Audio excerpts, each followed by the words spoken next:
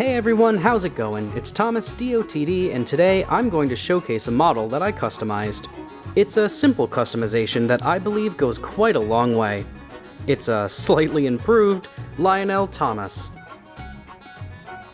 There's no beating around the bush here. We all know that the O-gauge Lionel Thomas has a very unique looking chassis.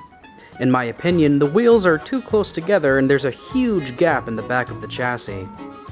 Back in 2018, Lionel released a large, ready-to-play version of Thomas that looks like a one-to-one upscale of the O-gauge body shell with a brand new and much more accurate chassis. Looking at this ready-to-play Thomas, I truly do believe this is the best that we could expect from Lionel in regards to their Thomas range. It's still not perfect, but a simple fix of the chassis does so much. So I figured, hey, why don't I try and downsize the upscale, if that makes any sense? And so began my project I called Fixing the Lionel Thomas. So first things first, I had to find a chassis. I wanted to stick with American O-gauge companies and not British O-scale, so this was a little complex. Eventually, I stumbled upon MTH's New York Central 260. Once I took off some of the side rods, the chassis started to look really nice. Here's an old video of the engine running around.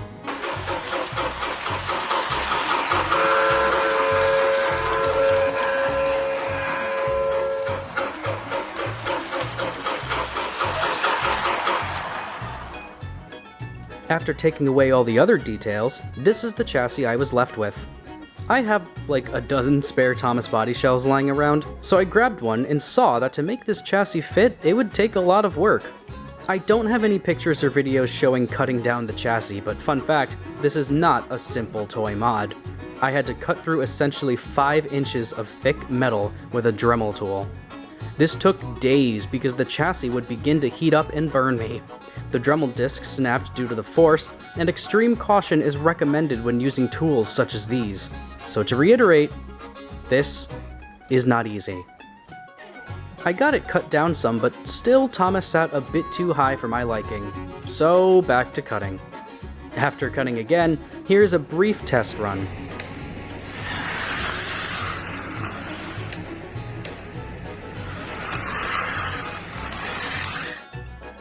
Here we are, Thomas is finally beginning to take shape.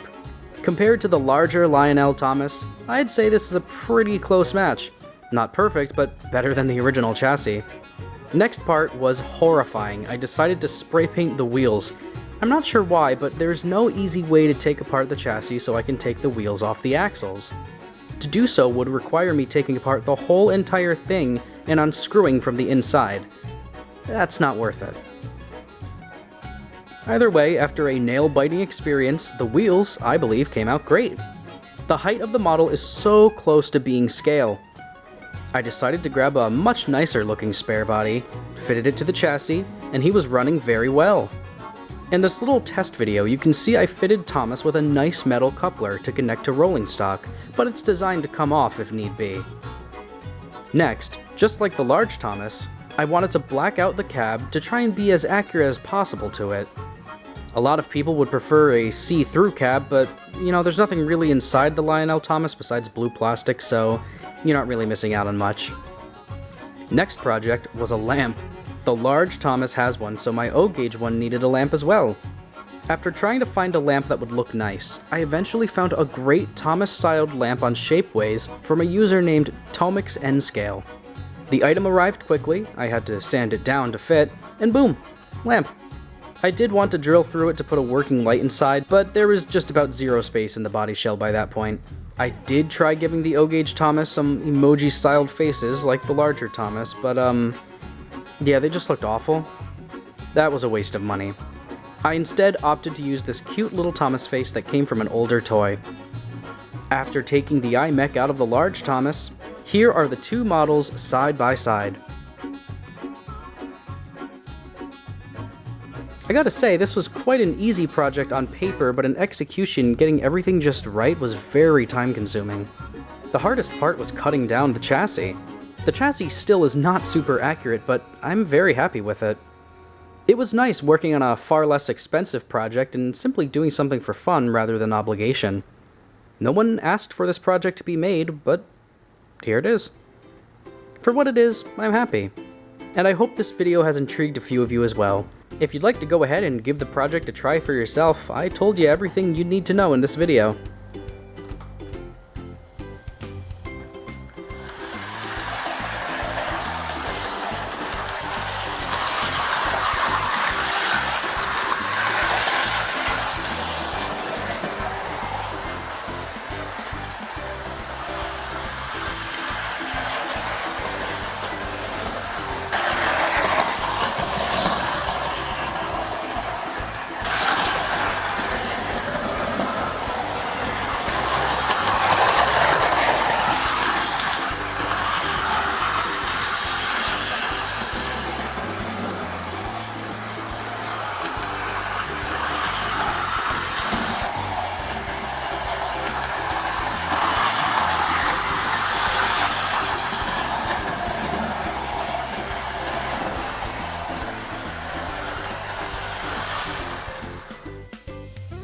This was fun.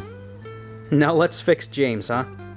This has been thomasdotd, and I hope to see you all again real soon.